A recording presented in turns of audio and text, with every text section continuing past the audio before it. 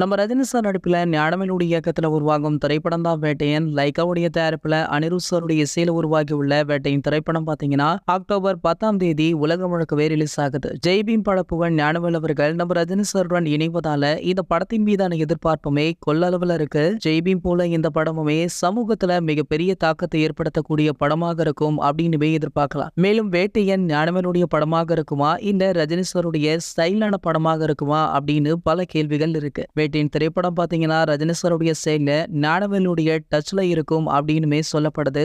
அதற்கு ஏற்றாற் போலவே இந்த படம் ஒரு உண்மை சம்பவத்தை அடிப்படையாக கொண்டு உருவாகி இருக்கா. அதே போல இந்த படத்துடைய டைட்டில் முதல் ட்ரீசர் பாடல் அப்படின்னு அனைத்துமே சூப்பர் டூப்பர் ஹிட் அடிச்சிருக்கு. இதனை வைத்து பார்க்கும் பொழுதே இந்த படம் பாத்தீங்கன்னா கண்டிப்பாக ரஜினி சாருடைய ரசிகர்களுக்கு ஒரு சூப்பரான படமாகவும் சமூகம் சார்ந்த கருத்து சொல்லும் படமாகவும் இருக்கும் அப்படின்னு நல்லாவே தெரியுது. இந்த நிலையில சமீபத்துல இந்த படத்துல இடம்பெற்ற மனசுலாயோ அப்படின்ற பாடல் வழியாகி செம்ம வைரல் ஆச்சு. அதனை தொடர்ந்து பாத்தீங்கன்னா இந்த படத்துடைய இசை வெளியீட்டு விழா எப்போது நடைபெறும் அப்படின்ற தகவல் தற்போது வெளியாகி இருக்கு. சோ அதன்படி பாத்தீங்கன்னா வேட்டையன் படத்துடைய இசை வெளியீட்டு விழா செப்டம்பர் 20ஆம் தேதி சென்னையுடைய நேரு ஸ்டேடியத்துல மிக பிரம்மாண்டமாக நடக்க இருக்கு. எனவே இசை வெளியீட்டு விழாவில் நம்ம ரஜினி சார் என்ன பேச போறார், குட்டி ஸ்டோரி சொல்வாரா அப்படின்னு பலருமே கேள்விகளை கேட்டுட்டு இருக்காங்க. சோ வெயிட் பண்ணி பார்க்கலாம் செப்டம்பர் 20ஆம் தேதி வரைக்கும். மேலுமே இந்த ஆடியோ வெளியீட்டு விழாவில் இந்த படத்துல ஒர்க் பண்றவங்க மட்டும் இல்லாம பல முக்கிய பிரபலங்களுமே கலந்து கொள்ள இருக்காங்களாம். சோ அந்த வகையில பாத்தீங்கன்னா தற்போது பாலிவுட்ல ரஜினி சாருக்கு இணையான ஒரு நடிகர்னா அது தளபதி விஜய் அவர்கள் தான். இவருக்குமே சிறப்பு அழைப்பு விடுக்கப்பட்டிருக்காம். தளபதி விஜய் அவர்களுமே கண்டிப்பாக